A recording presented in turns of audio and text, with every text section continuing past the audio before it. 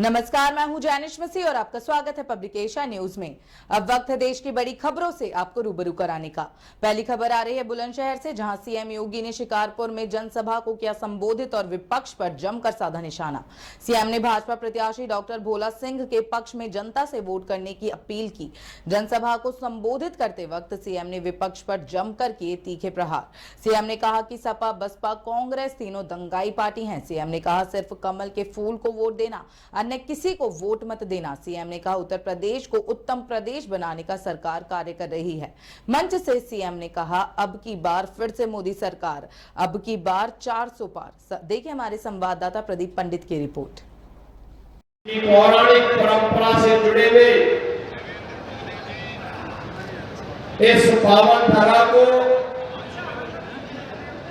जिस पावन धरा को प्रदेश के पूर्व मुख्यमंत्री सदैव कल्याण सिंह जी ने अपनी कर्म भूमि के रूप में भी चुना था, इस पावन धरा को नमन करते हुए मैं आप सबका हृदय से अभिनंदन करता हूं। बहनों और भाइयों, दुनिया के सबसे बड़े लोकतंत्र भारत में आज 2024 के लोकसभा चुनाव का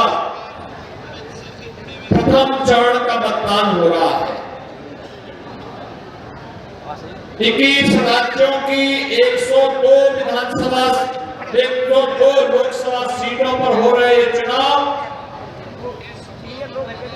पहले से ही अपने परिणाम के लिए भी निश्चित है। भाइयों, पूरे देश के अंदर दशकों से लोगों के मन का जो एक भाव था, वह भाव जो यूपी का था, जो बुलंदशहर का था, वही देश का भी था। पूरा देश एक ही भाव के साथ जुड़ा हुआ है कि जो राम को लाए हैं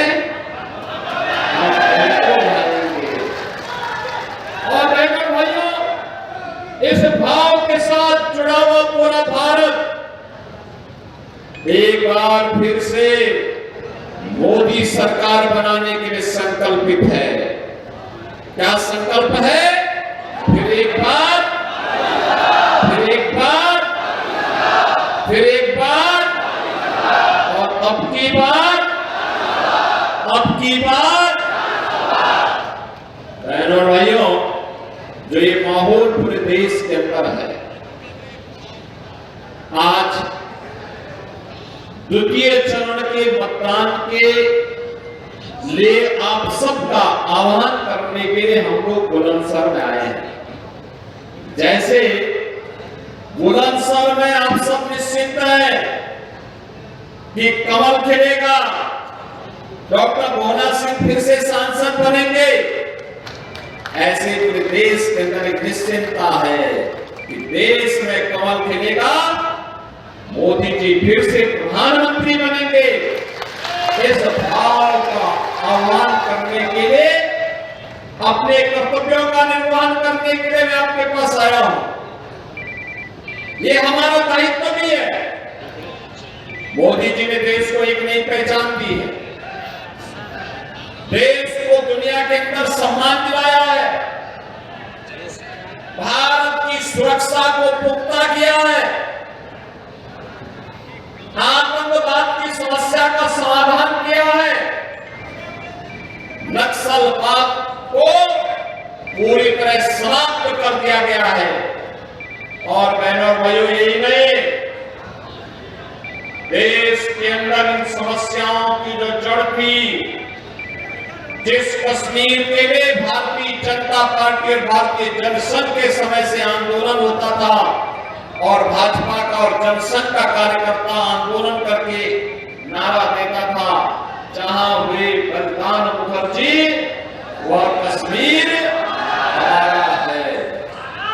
बहनों और भाइयों, डॉक्टर श्यामा प्रसाद मुखर्जी और वहीं आगे आगे बढ़ते हुए आपको बता दें, शामली जनपद में कैराना लोकसभा के चुनाव को लेकर जहां भाजपा और सपा के बीच कांटे की टक्कर सामने आ रही है, वहीं समाजवादी पार्टी की प्रत्याशी इकरा हसन ने करीब 12 बजे जैन धर्मशाला में पहुंचकर अपने मत का प्रयोग करते हुए मतदान किया और अपनी जीत का दावा किया। उन्होंने कहा कि कई स्थानों पर ईवीएम मशीन खराब होने से वोटिंग में देरी हुई है, जिसकी शिकायत चुनाव आयोग से की गई है।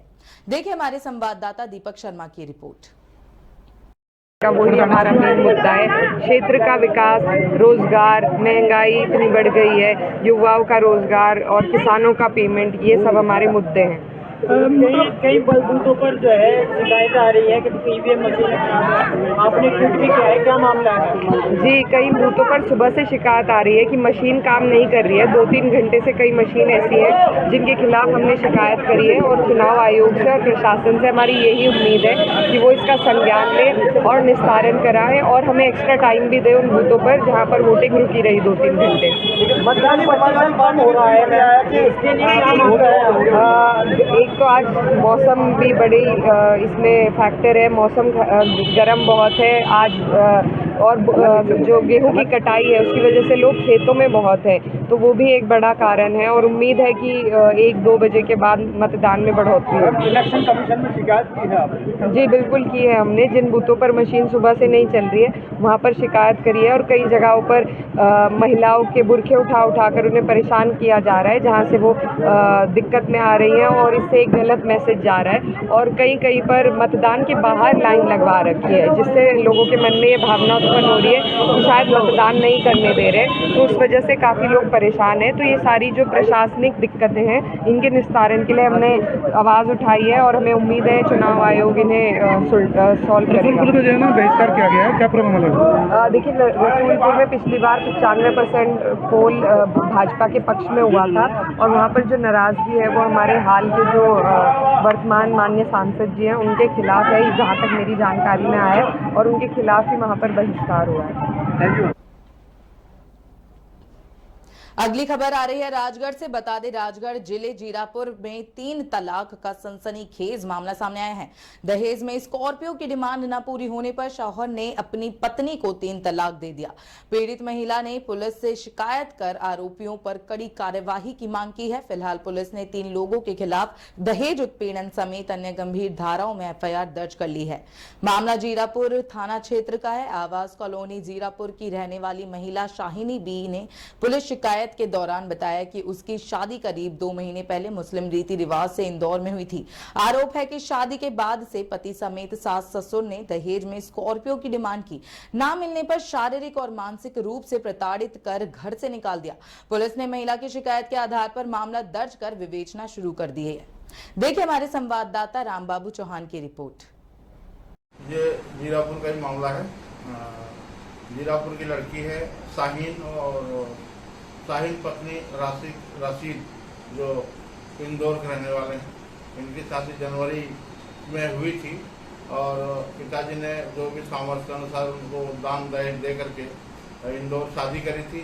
शादी के उपरांत वहाँ शादी में दिए धन के अलावा और मांग को लेकर के उसको प्रताड़ित किया गया, मारपीट की गई, गाली गलौज की गई, उसके साथ अभद्र व्यवहार किया गया और उस लड़की को ला करके उसके मायके में इस तरीके से कहा गया कि जब तक 8 लाख और एक स्कॉर्पियो नहीं लाएगी और तब तक हमारे घर नहीं आएंगी। और वहाँ पर उसने शायद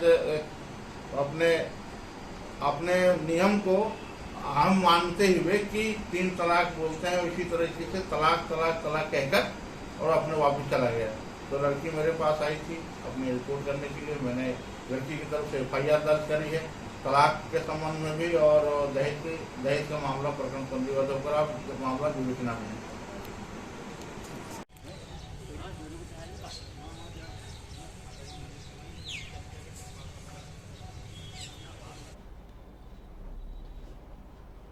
अगली खबर की ओर बढ़ते हुए आपको बता दें, मुरादाबाद लोकसभा चुनाव के पहले चरण में 11 बजे तक 25% मतदान हुआ था। कड़ी सुरक्षा व्यवस्था के बीच मतदान जारी है। युवाओं में खास जोश देखा जा रहा है। अभी तक शांतिपूर्ण तरीके से मतदान जारी है। आइए दिखाते हैं चुनाव से जुड़ी कुछ तस्वीरें। लोग जो हैं वो इस बार बहुत बीजेपी को पसंद कर रहे हैं। क्या लगता है मुस्लिम वोट आप लोगों को बहुत सरकार पार्टी की माननीय प्रधानमंत्री जी का जो संकल्प है, सबका साथ, सबका विकास और सबका विश्वास। पुरानी सरकारें जो विकास की योजनाएं थी, डेवलपमेंट की योजनाएं थी, लाभार्थी परक योजनाएं थी, उनमें किस प्रकार से वोट बैंक के रूप में भेदभाव करती थी। हमारी सरकार माननीय प्रधानमंत्री जी ने बगैर किसी भेदभाव के 140 करोड़ लोगों के जीवन स्तर को बेहतर करने का काम माननीय प्रधानमंत्री जी के नेतृत्व में किया है। हमारे लिए गर्व की बात है कि गरीबी हटाओ का नारा देकर देने वाले लोग खुद समाप्त हो गए, लेकिन देश से गरीबी समाप्त नहीं कर पाए। हमारी सरकार ने 25 करोड़ से अधिक लोगों को गरीबी रेखा से नीचे निकालने का काम किया है। हमारी सरकार गरीबों के लिए समर्पित है। हमारी सरकार समाज के कमजोर वर्गों के लिए समर्पित है। हमारी सरकार महिलाओं, युवाओं, किसानों, नौजवानों के लिए समर्पित है। मुस्लिम वोट मिलने जा रहा है?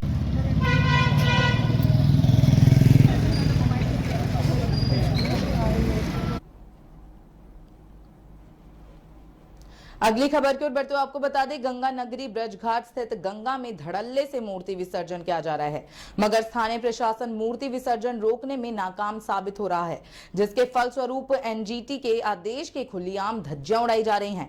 केंद्र सरकार द्वारा निर्देश में 50,000 रुपए जुर्माना तक का प्रावधान है, मगर प्रशासन की उदासीनता के चलते मूर्ति विसर्जन पर रोक नहीं लग पा रही। पीओपी से बनने वाली मूर्ति गंगा के जल को दूषित कर ही रही है, साथ ही साथ गंगा के आंचल में पलने वाले जलीय जीवों को भी खतरा पैदा हो रहा है। जबकि गंगा तट पर पुलिस चौकी होने के बावजूद गंगा में मूर्ति विसर्जन करने वाले लोग बेखौफ होकर मूर्ति विसर्जन कर रहे हैं। लोगों को ना तो प्रशासन का ही डर रह गया है और ना ही एनजीटी के आदेश की कोई परवाह है। देखिए हमारे संवाददाता कुलदीप शर्मा की रिपोर्ट।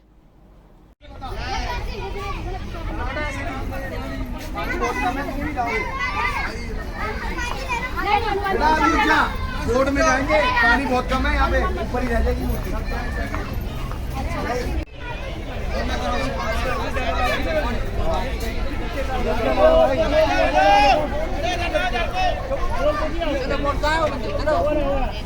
भैया कहाँ है? चलो कहाँ है बोर्ड वाला?